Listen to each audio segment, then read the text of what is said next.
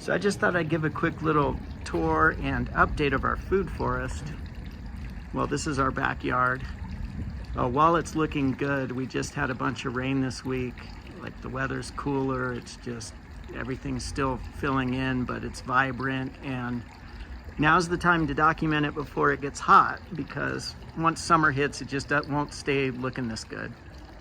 But when we first got this house, the whole backyard here was mostly xeriscaped, with crusher fines and rock, and none of these plantings were here. Obviously the bigger trees were, but in 2020 during lockdown is when we were stuck at home, so we used that opportunity to get rid of all the xeriscape. And what we did is we brought in about 15 truckloads of mulch, well, my little pickup truck, but we put down these guardrails to kind of frame it in, and created about an 8 to 10 inch layer of mulch.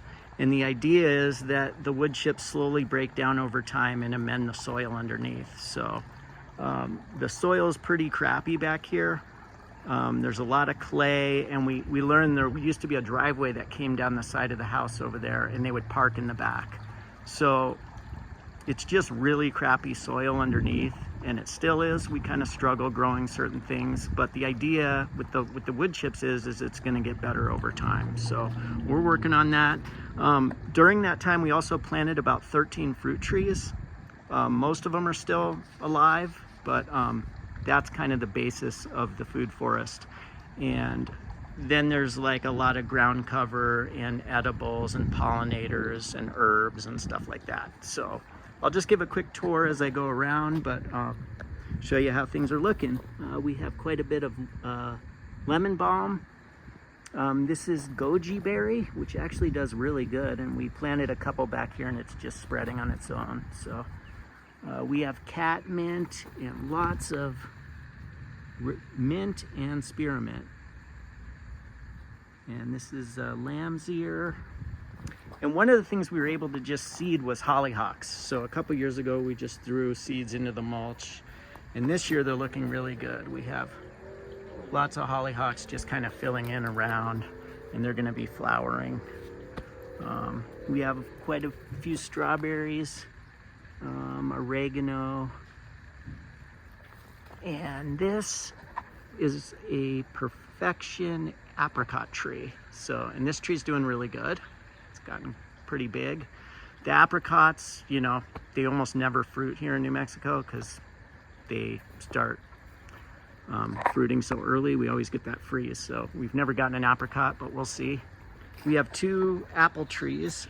This is a snap stamen apple, and you know, the apples are slow growing, but they're really pretty, and this one is bearing a lot of fruit, so the apples were pretty good last year. So that's that one. Moving over here, this is a Katsuma plum tree. I think I'm saying that right. We have 2 plums. We have this Katsuma, and then over there is a Santa Rosa plum. And that one gave us a lot of plums last year. They were really good. Lots of strawberries, mint. We have sage, chives. This is a gooseberry, and this produces a lot of fruit. It's starting to get some berries. Let's see. That's golden oregano. This is a Red Lake currant. And then we have some grapes back there. They're kind of struggling, but starting to look better. Hoping to grow some grapes up that fence.